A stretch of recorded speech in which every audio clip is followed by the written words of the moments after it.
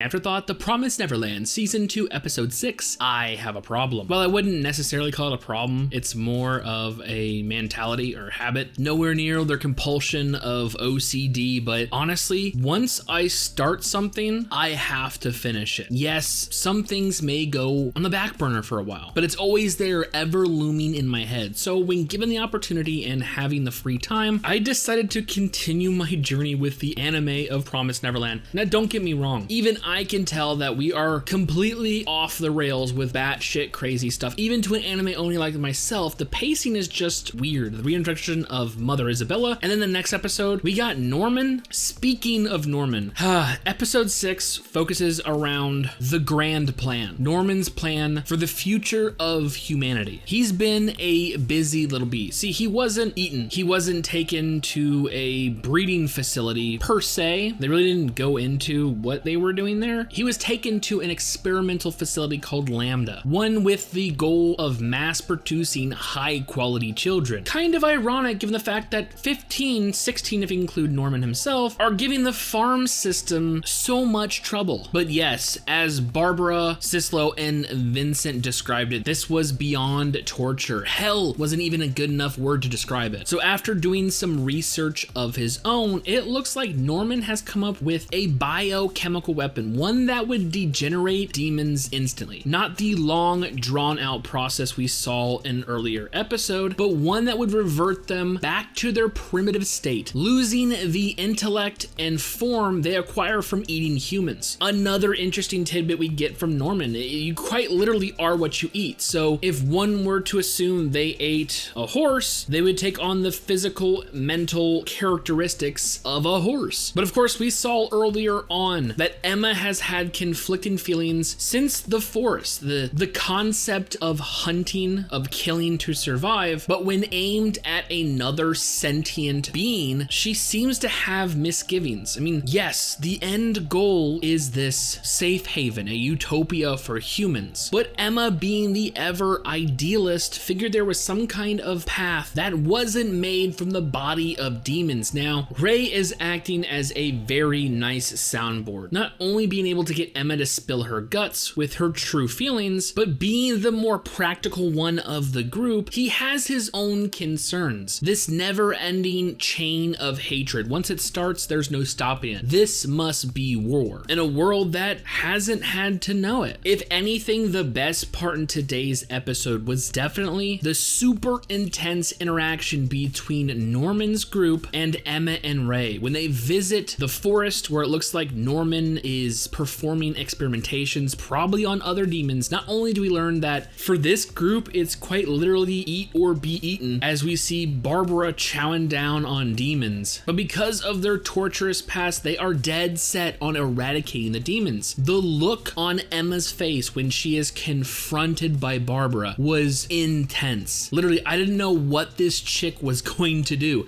She had literally just eaten a demon, and her strength is obvious. Just being angry was cracking the table, shattering the leg. I mean, this is a one-hit KO type of bitch, right? Like, she was lucky Sislo was there to calm her down. But in the end, Emma is, while pessimistically naive, is right. This is revenge, plain and simple. With the added result of possibly saving other humans, the end goal is to kill all demons. So when she comes in there flaunting the possibility of a bloodless victory, a peaceful harmony between demons and humans, it's easy to see why people who were tortured at the hands of them don't agree. Now, it looks like the main reason why Emma is conflicted so much is because they know that there is the possibility of good demons who don't imbibe the human, at least in terms of Mujika, because we know for a fact Sanju is just biting at the bit to chow on some human, right? But when they voiced their concerns to Norman that his demon eradicating potion might not work on everyone, especially, the exceptions, the ones that don't eat humans, he is shocked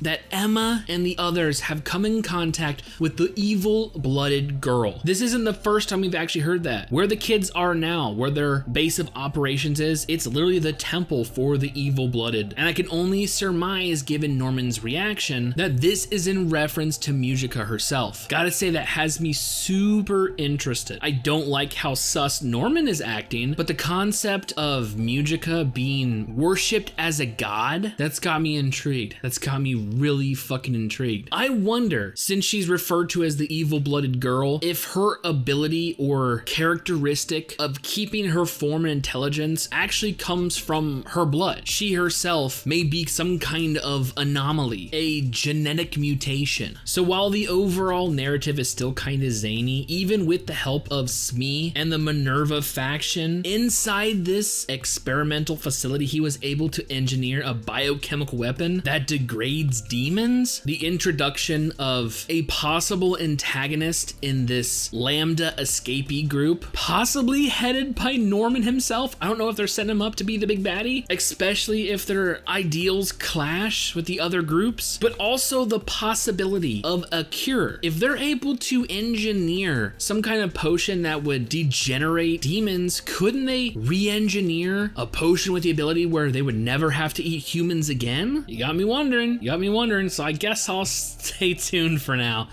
Anyways, I know there is a lot of contempt for this adaptation this season, but you gotta remember, I still haven't read the manga yet. So for now, I'm gonna stick with it. Anyways, with all that being said and more promised Neverland next week, I cannot wait for future episodes.